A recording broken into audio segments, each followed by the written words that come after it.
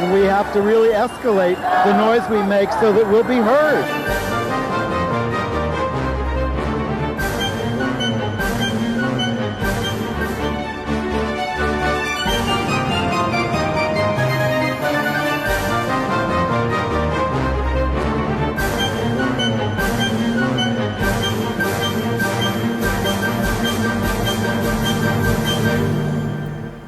Welcome to Gay USA. I'm Andy Humm. I'm Ann Northrop. And commemorations of the 50th anniversary of the Stonewall Rebellion are in full swing, and everybody is getting into the act. And we do mean everybody. But the Republican Senate, the U.S. Senate, is celebrating by moving the nomination of a virulently anti-LGBT judge. Where have you heard that before? Now, the U.S. Supreme Court this past week punted on the Oregon cake case, but it inadvertently opened the door on the fight against the ban on transgender troops. We will explain. Remember those days when we did nothing but explain court cases to you and go through all the various federal circuits? This will not be that complicated, but we do need to sort it out a little. And there is a flurry of activity, good and bad, as state legislative sessions come to a close. 2 more murders of transgender women of color, an outrage that even the American Medical Association is calling an alarming epidemic. And the 49 victims of the Pulse massacre are remembered in Orlando 3 years later, but not by the President of the United States, who opened his campaign for re-election 10 minutes from the site. You've heard of Storycorps, Tell Your Stories. They want your story about being LGBT before Stonewall. Our guest will tell you how you can contribute to the History Project right from your own home. So that'll be at the end of the show, but first, the news. Let's go to Stonewall Place now, to the corner of Christopher and Gay Streets. The names of those streets have changed. They have put up a signpost with the name of, like, everybody. In our constellation, in rainbow colors down there at Christopher and Gay. I can't fully see the monitor from here, but I read it before, so let's see if I can recreate it. Lesbian, gay, bisexual, trans, intersex, asexual, two-spirit, pansexual, directors moving the monitor closer. I think I got most of them. Enjoy. Yes. Non-binary, that's the other one. Yeah, I mean, it wasn't named Gay originally for us. It just happened to be there. It was a person named Gay. Yeah, John Gay or something like that. Yeah, so the historians will get me. Oh, and we should mention that in New York City, 6 places have been named gay historic sites. The Landmark Preservation Commission designated 6 spots, including former homes of James Baldwin and Audre Lorde. On Staten Island. Yes, and there was quite a lesbian community on Staten Island. I'm not sure how many are still Austin. there. Yeah, well, more recently than that. And the Gay Activists Alliance Firehouse has been named a landmark, and the LGBT Community Center has been named a landmark. The Cafe Chino, where a lot of the gay playwrights got their starts, and lesbians, and the Women's Liberation Center at over there on West 20th Street in Chelsea. All right. So that's happened. And rainbow flags are flying from state houses and city halls all across the country. For a lot of them, it's a first. The state of California has its first rainbow flag flying in Sacramento on the state capitol. And I think in New York, the first rainbow flag on the state capitol in Albany. And we may have mentioned this, but Sioux Falls, South Dakota had their first Pride Parade. Yeah. And what else? Oh, and then there's Joe Biden, who made a surprise visit with Jill. I didn't see Jill. I only Jill saw was there Joe. with a beer, not Joe. To the Stonewall bar. This is his, it's Pride Month. He gave his little, story about talking to his father about gay people when he was a kid and all that kind of stuff. And there he is at the Stonewall bar, Joe Biden. But perhaps of more interest, Taylor Swift showed up at the Stonewall bar and gave an impromptu concert in the second floor performance area doing one of her big hits, Shake It Off. And Jessie Tyler Ferguson was there. But she has a new record out with a song called, what? I think it's the old Sylvia Rivera phrase, Yes. You all better calm down.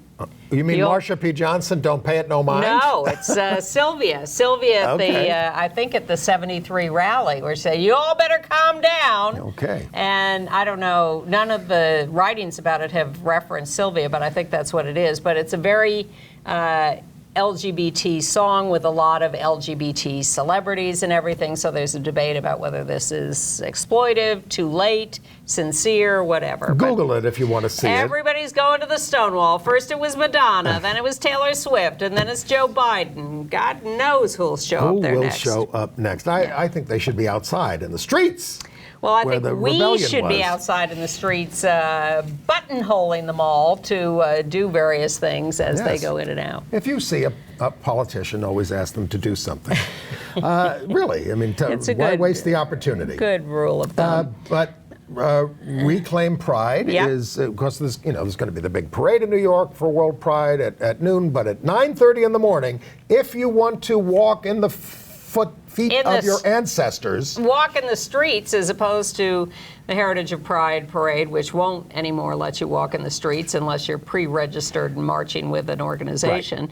You can't just go off the sidewalk and into the streets. So the Queer Liberation March is happening Sunday, June 30th, stepping off from Sheridan Square by the Stonewall Inn at 9:30 a.m. If that's too early for you, join us along the way, particularly at Bryant Park, where we're telling people to gather by 11 a.m. There will be festivities in the park as people are gathering, and then the march will come by, pause, and pick everyone up there, and continue up 6th Avenue into and you can Central meet Park. us there in person.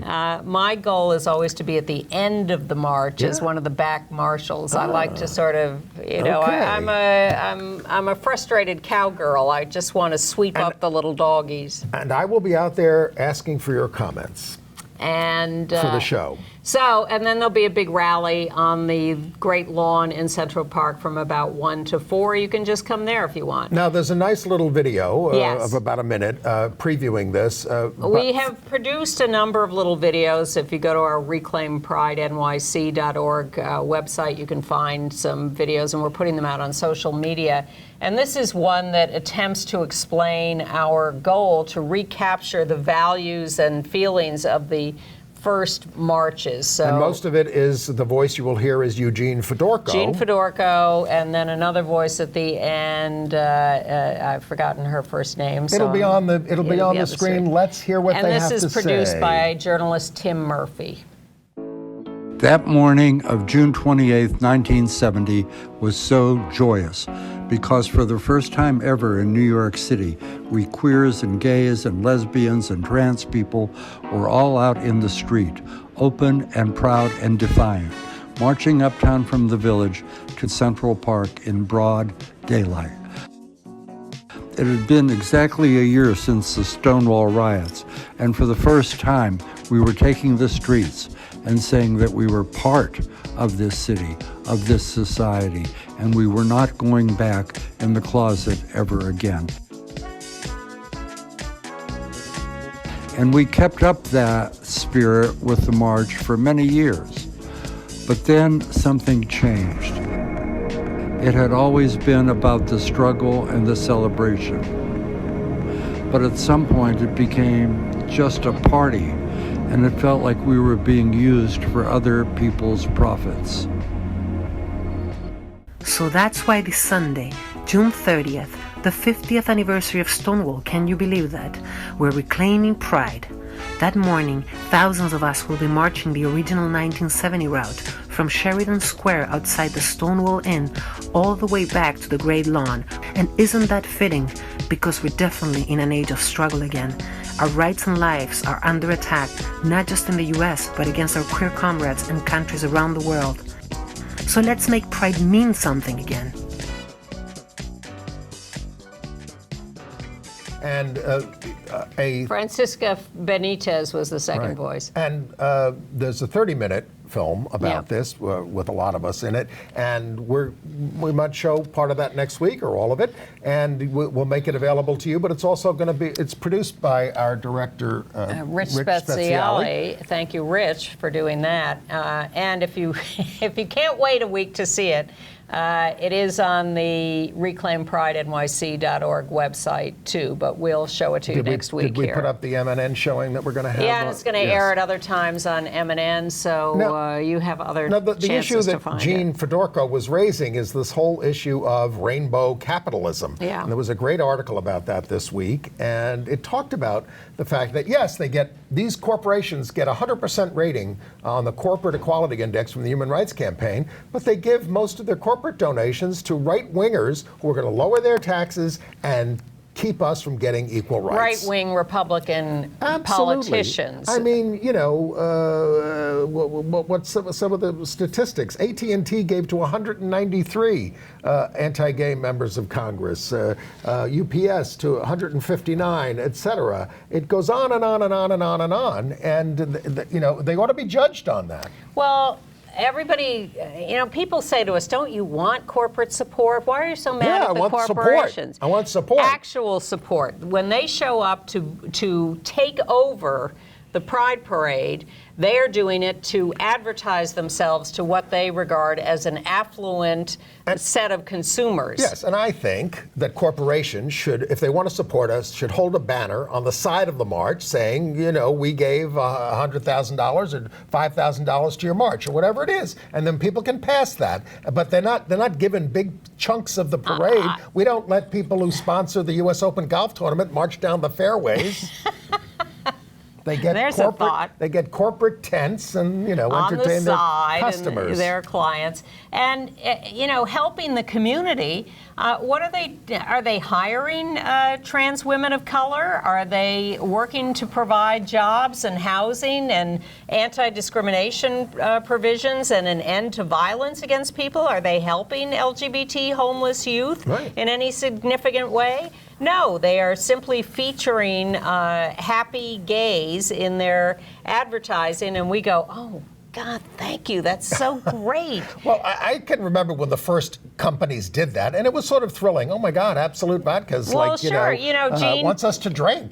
Gene talks about walking down the street in the sunshine openly for the first time 49 years ago, which to me is, of course, the blink of an eye.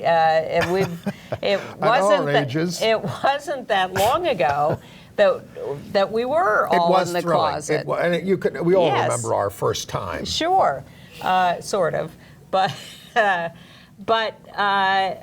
to be so grateful to these corporations, which really are just cold-blooded in there, and that's not to say that they a lot of them aren't sincere in supporting their LGBT employees or think they're being sincere or whatever. But if you dive a little deeper into their practices, yes, their money goes to right-wing Republican politicians who are destroying all our non-discrimination provisions, putting these evil judges on the federal courts. It's endless. So let's take a little closer look at what their practices actually are and demand better. Right. Okay. But I saw one Pride event that I really liked that I wanted to highlight. Pittsburgh held its Pride Parade last weekend. And there was a guy who noticed that one thing that sprung up here and there are these mom hugs, that women go to events like this and they offer people walking down the street a hug because, some of them have been rejected by their families or whatever. So this guy decides, well, it's Father's Day when the Pittsburgh Parade is taking place. I'll go out and offer dad hugs, and that'll just be nice for people. And he said he came away and he was just blown away because people really were enormously emotional and really went deep on these hugs, and it really taught him a lot about how much people were alienated from their fathers and really needed this kind of affirmation. So congratulations to him, and thank you. My father used to beat me on the golf course. That's not funny.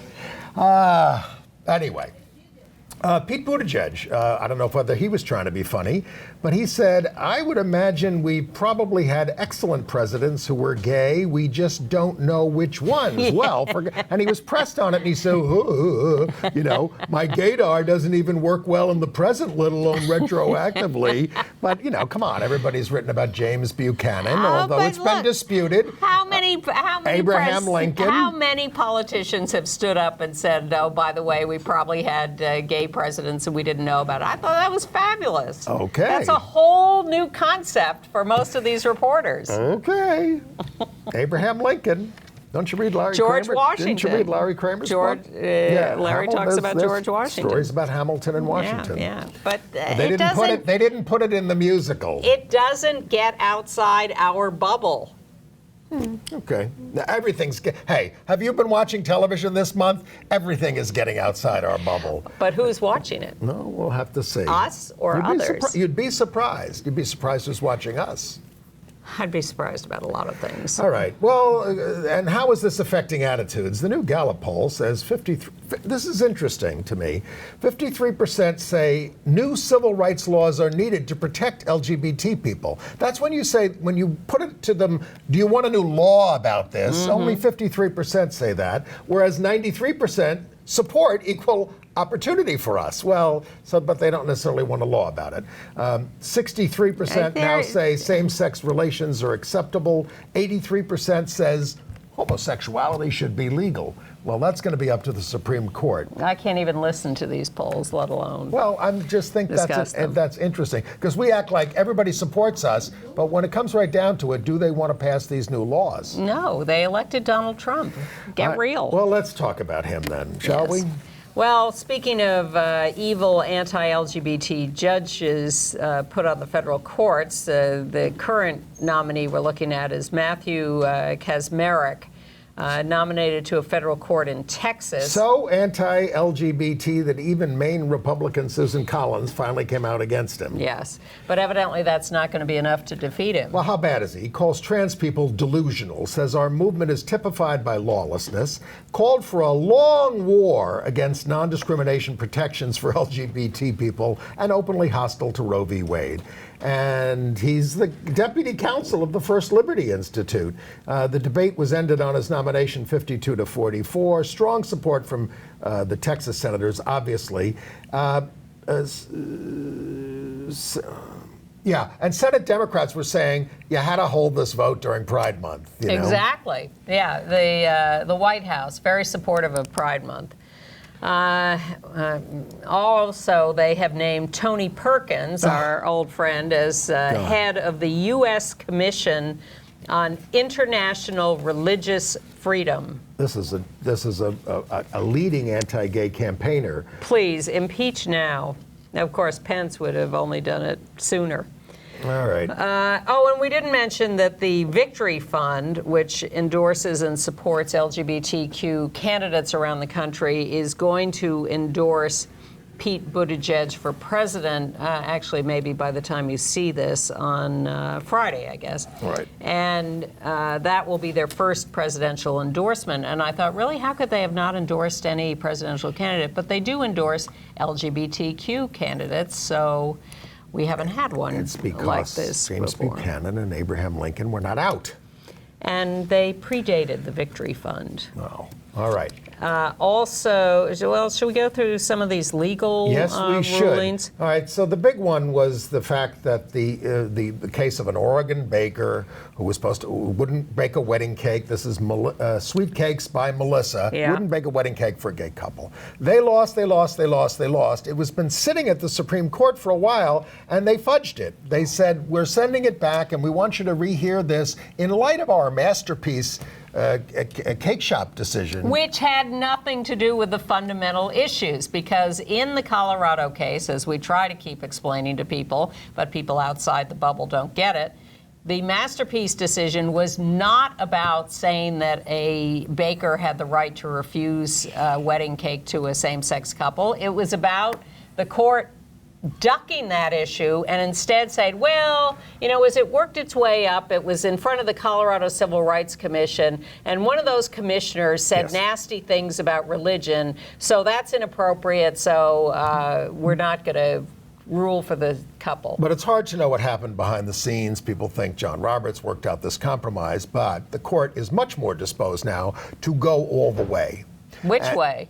Against us, I think, at this point. I don't know. With people like Gorsuch and Kavanaugh well, on the they're court. succeeding in still stalling this, because what they did with the Oregon case is say, go back to where you started in Oregon and look at this in light of the Masterpiece case. But all that means is you have to go back and make sure there weren't any prejudicial statements along the way that would throw a monkey wrench into but this. the case can still get up there, back to the Supreme Court, and they can kill us. And the Masterpiece case is still at the Supreme Court because they have not decided yet whether these bakers are a public accommodation that are required to adhere to state laws. This is about state laws against discrimination. And the interesting thing is that of course the court, even people like Clarence Thomas, believe in state sovereignty, which is why until their ox is gored. Which is why in the double jeopardy case, where they said if you're convicted of a federal crime or tried on a federal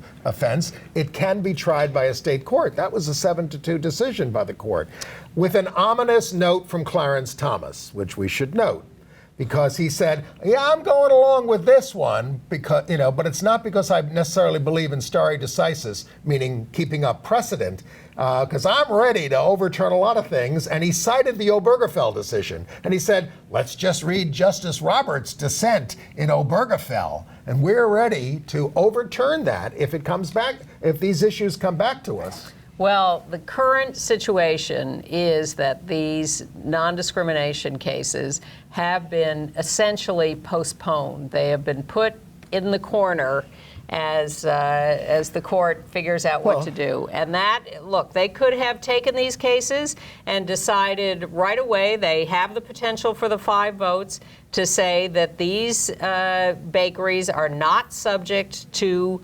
non-discrimination laws over religious freedom. Right. They could say religious freedom trumps these state non-discrimination laws, and they have not done that. And they have resisted doing that. Well, the religious right has something called Project Blitz, which is it's from Christian nationalists to get all these religious freedom laws in the state legislatures. Yes. We've reported on the evidence of that, but they had a hearing in the House about it. By the way, Project Blitz is a project of the Congressional Prayer Caucus Foundation, which spearheads all kinds of anti-gay and anti-abortion things. Yep. You can learn more at blitzwatch.org. They have 20 model bills.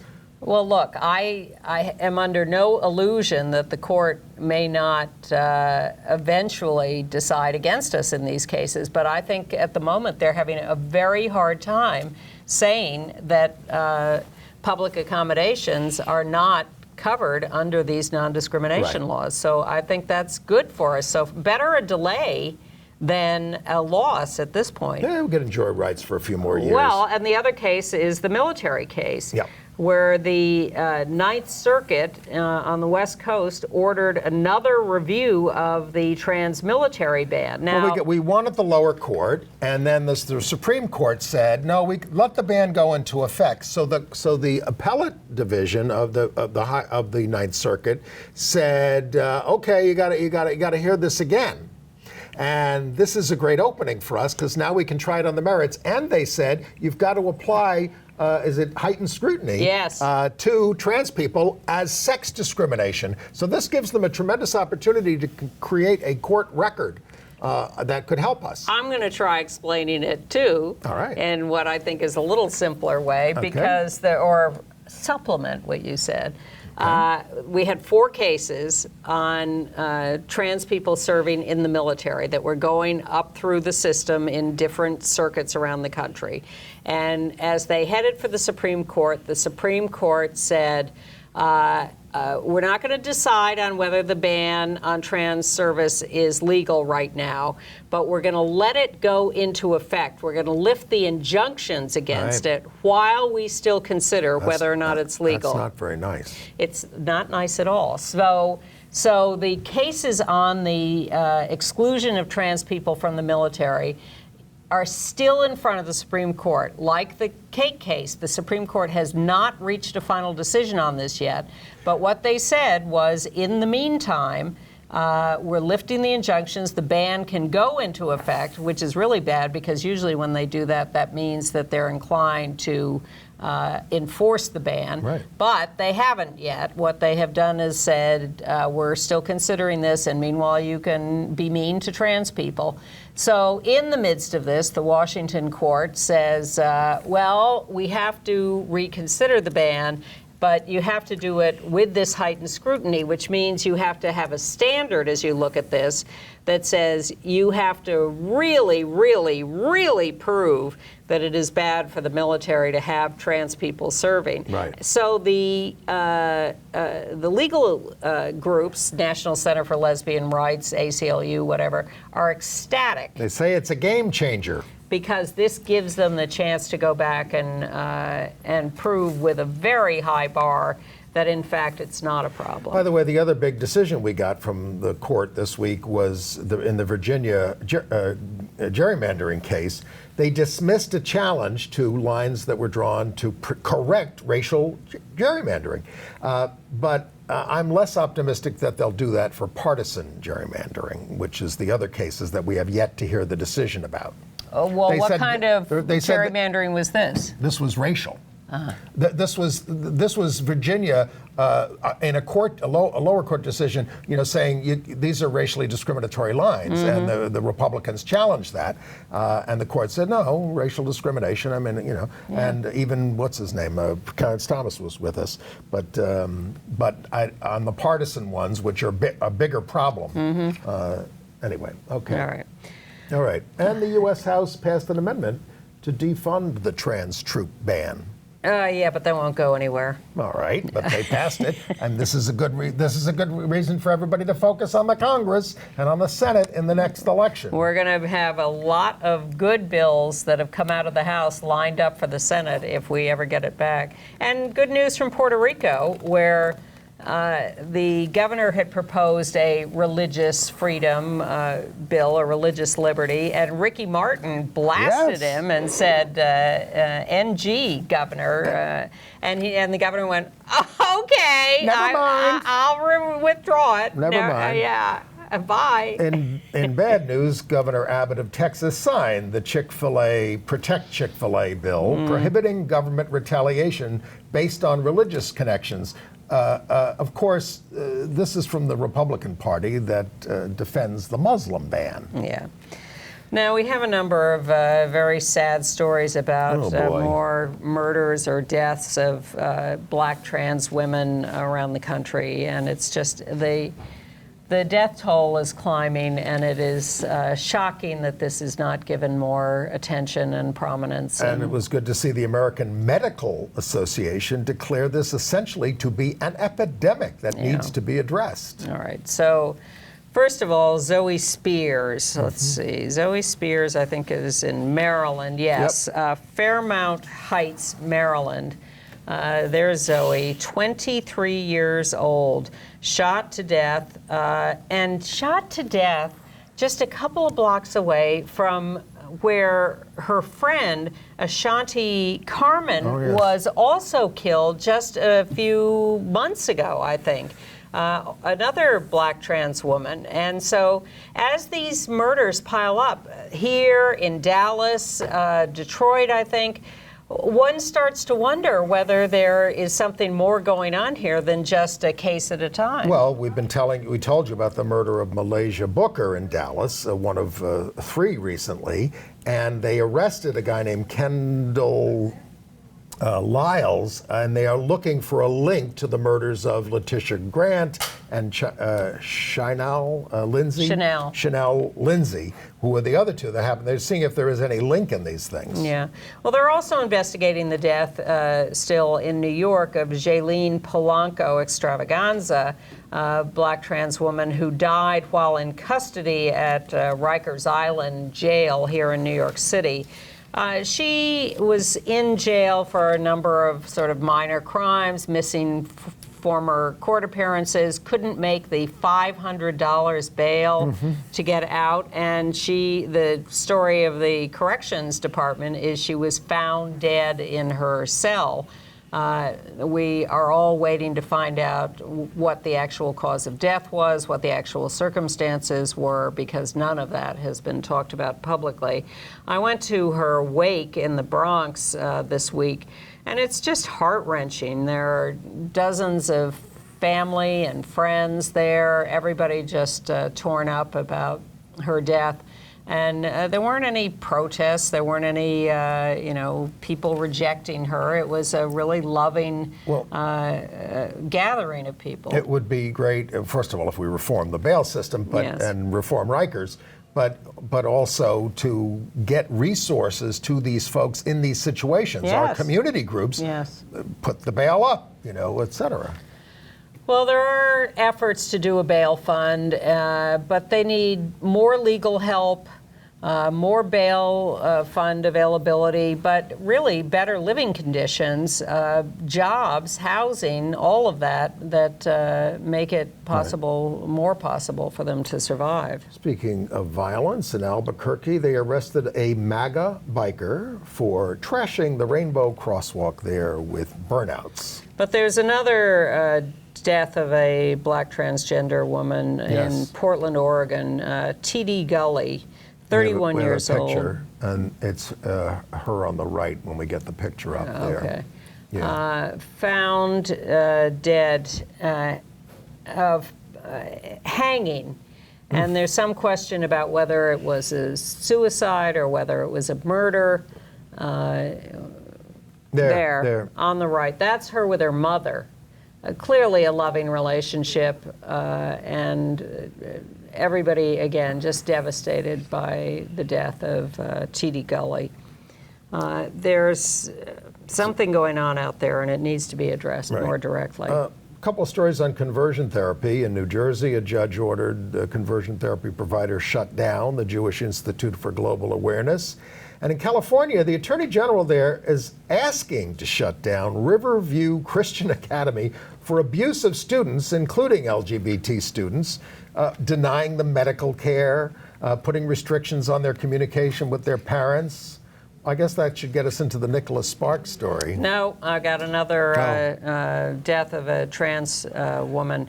The woman, Joanna Medina Leon, who died in ICE, just having gotten out of ICE custody in Texas or Arizona, somewhere around there.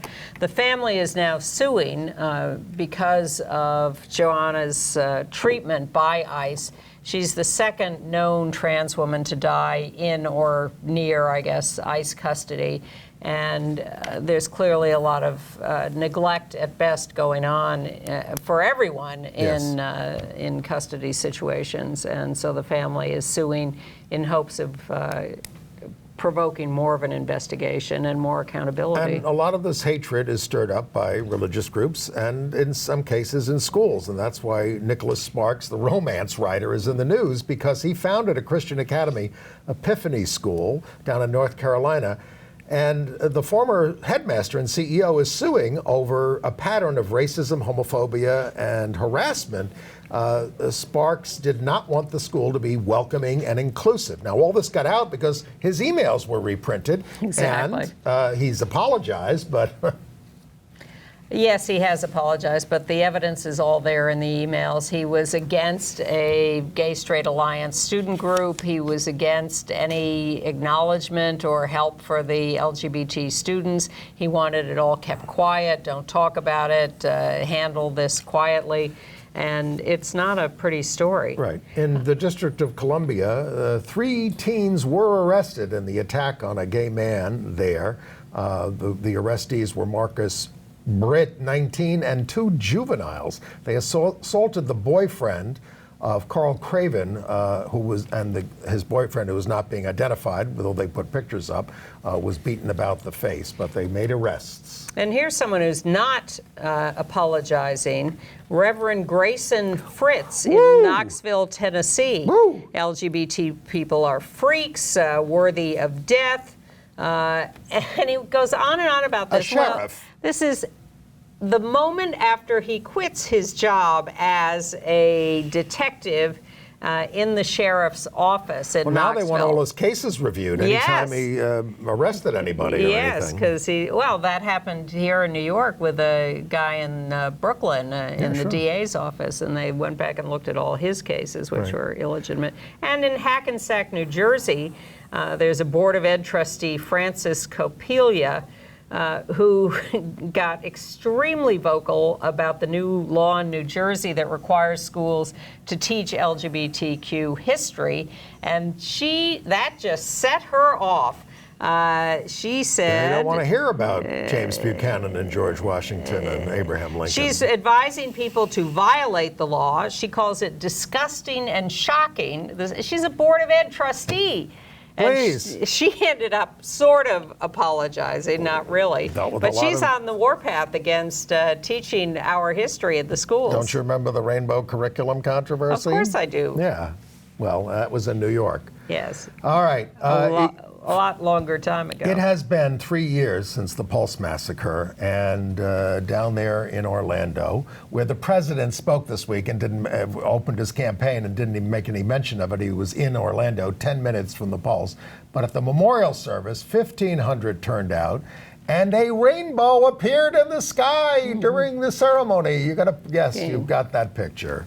And then we'll have a little shot of the memorial such as it is right now. It says, "We will not let hate win," which is the One Pulse Foundation's slogan. Now, I'm very, I see these slogans and I think, really? Yeah, we will not let hate win. It's a little phony bravado. Now, of course, Governor DeSantis had a proclamation for the day and didn't mention LGBT people, and he blamed a staffer for not putting it in. Even Rick Scott included it when he was governor. Barely. So now it's been reissued. The state of Florida will not tolerate hatred towards the LGBT and Hispanic communities. We will stand boldly with the Orlando and Central Florida community against terrorism and hate, except we won't support a statewide LGBT rights law. That wasn't written down there, but that's the truth. We will not let hate win. And of course, our president... And he did an executive order that excluded us as well. And our president this week was in Orlando announcing his re-election campaign, 2 minutes from Pulse? And 10.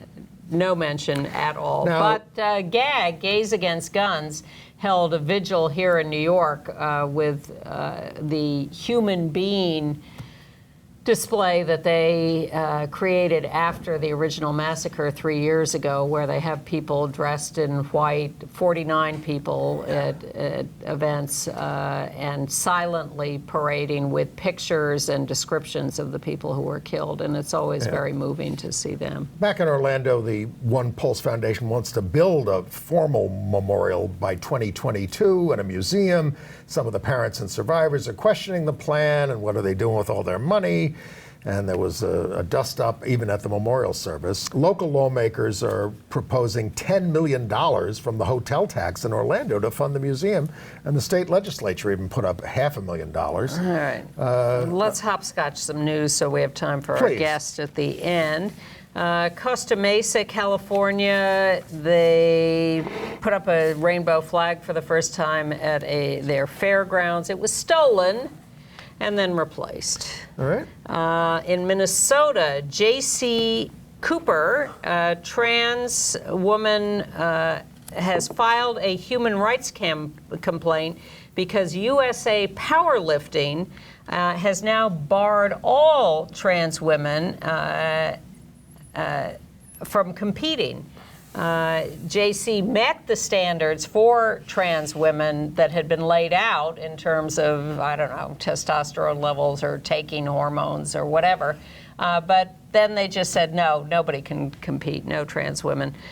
She has had depressed testosterone, as their guidelines said, but here are your guidelines. You meet the guidelines. We're taking the rug right out from under you. Yeah. In Hollywood, California, movie producer director Bryan Singer has paid the alleged rape victim who accused him of rape Cesar Sanchez Guzman, $150,000. Guzman was 17 when the alleged attack occurred, but there are a lot of other allegations against Singer that are not settled yet. Brandon Straka is suing the LGBT center here for $20 million because they canceled his scheduled appearance. He's kind of a right-wing guy. He says they discriminated against him. And the Denver Zoo is showing off its gay male flamingo couple. Okay. International news. Yes. We buried one of the headlines. Ecuador's Constitutional Court voted for marriage equality last week. There's the plaintiffs, Pamela Troya and Gabriela Correa. And this is a country that has us in the Constitution already, but we're finally doing, but in the Constitution they also define marriage as a man and a woman. That's changed now.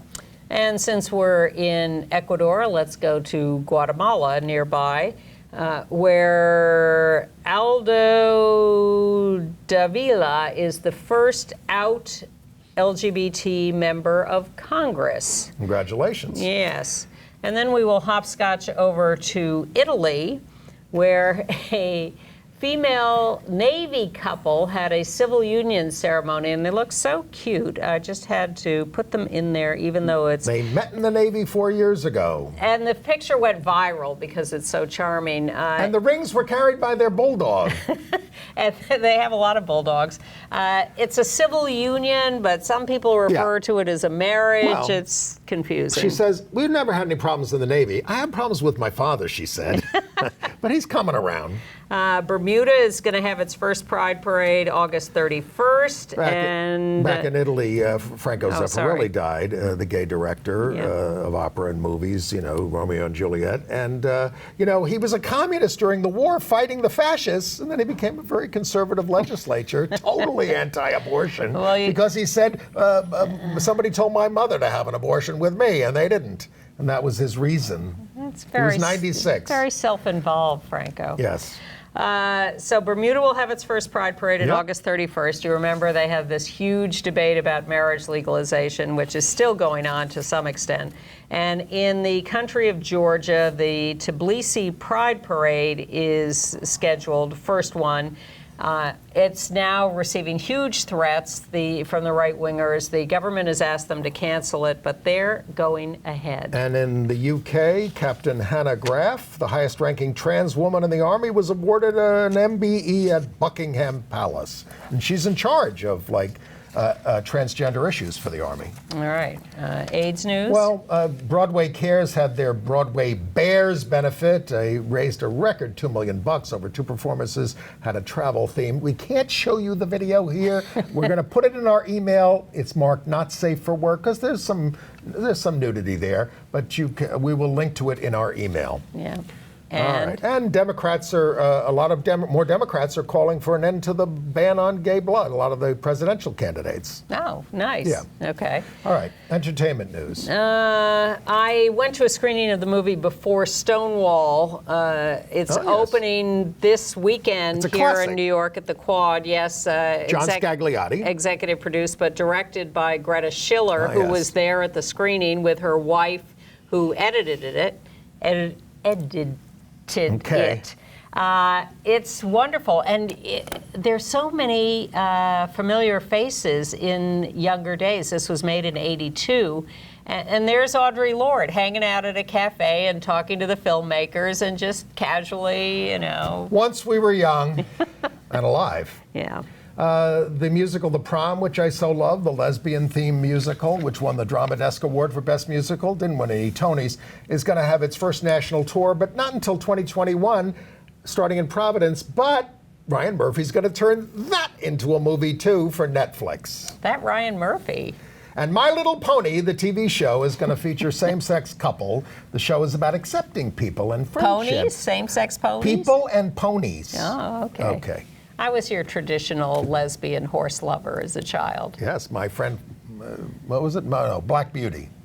Oh, please. The Misty of Chincoteague, the Black Stallion series, the Island Stallion series. There are just an endless number of horse stories. But we'll do other stories of earlier life with our guest. And joining us is radio veteran Dave Isay, who has been doing that for 30 years, and a project you probably heard of if you listen to NPR, Storycorps, which captures the stories over the years of African Americans, Latinos, teachers, veterans, people who wanted to remember 9/11 victims. And now, David, you are doing a project called Out Loud. Why don't you tell us what that is? Sure. And thank you guys so much for having me on. I really appreciate it. We're interested. Yeah, so just rewinding a little bit, Storycorps, it's a real simple idea. We've been around for 16 years. You come with a loved one to one of our booths and you record an interview about your life with the help of a facilitator. And people think of it as it's a 40-minute session. If I had 40 minutes left to live, what would I say to this person who means so much to me? You guys know from doing interviews that, the microphone gives you the license to talk about serious stuff, right? It's no mandate. Joke. If I had 40 minutes left, what would I say? Yeah, I know. Well, that's what, it's serious. Life is serious business, right? Sometimes. Yeah. So, and at the end of the 40 minutes, you get a copy and another goes to the Library of Congress. And we've had about 500,000 people participate. Wow. So it's the largest collection of human voices ever gathered. Wow. And essentially what we're doing is collecting the wisdom of humanity. And it's very much about honoring the stories of everyday people, the poetry and grace and beauty that's kind of hiding in plain sight all around us if we just take the time to listen, as you guys well know. But you're not doing oral histories. You're not doing a whole life. It's 40 minutes. So, I mean, it meets the strict definition of oral history. Okay. Because it's someone who knows what the story of their person and we're recording it. But it is totally citizen generated. It's you talking to someone you care about. And it's more, I think it's, people talk about what's really important in their lives, and they choose what they want to talk about. And when you do an interview, the facilitator who's with you, when you do what we call a signature interview in one of our booths, will always say, ask that question you've always wanted to ask, because you have the permission to talk about important things, right? We also, a few years ago, created an app that makes it possible to record Storycorps stories anytime, any place, and with one tap, upload it to the Library of Congress. So, we are doing a special project that we want to get you and your audience involved in honor of Stonewall 50, where we are asking the country to pick up our app and honor an LGBTQ elder with an interview so that we can capture the stories of what it was like to live before Stonewall. I heard you mention John Scagliotti in the last segment. Oh, yes. Yeah. What was it like to live before Stonewall? So that we can capture those stories before they're lost. There's not that much history. Our focus is on rural stories, people of color, trans, and we want to get those voices and honor them. And to us, it's kind of a really meaningful way to celebrate the 50th anniversary of Stonewall. So let's roll back a little bit about how this came about, because we knew your dad, Dick Isay, a famous psychiatrist who helped rid his profession of the scourge of treating us as an illness, and he was on the board of the Hetrick Martin Institute where we worked. He came out to you when you were how old? I was 22. And he was? 52. Yeah. We won't hold you to that. I know. So after my dad... Did we run the picture there of the two of them? Yeah, we should put it up. After my dad...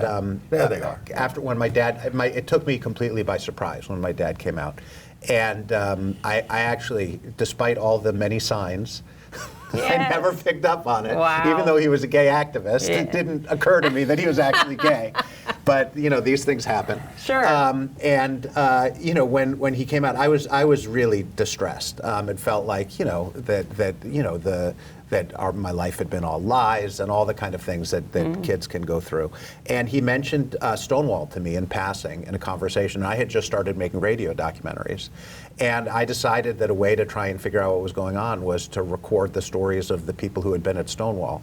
So I did a documentary 30 years ago called Remembering Stonewall, where I got to know everybody. Sylvia Rivera became one of my very close friends, and the whole gang. And I met some of the most incredible, courageous people I'd ever met in my life, and did this documentary, which I dedicated to my dad.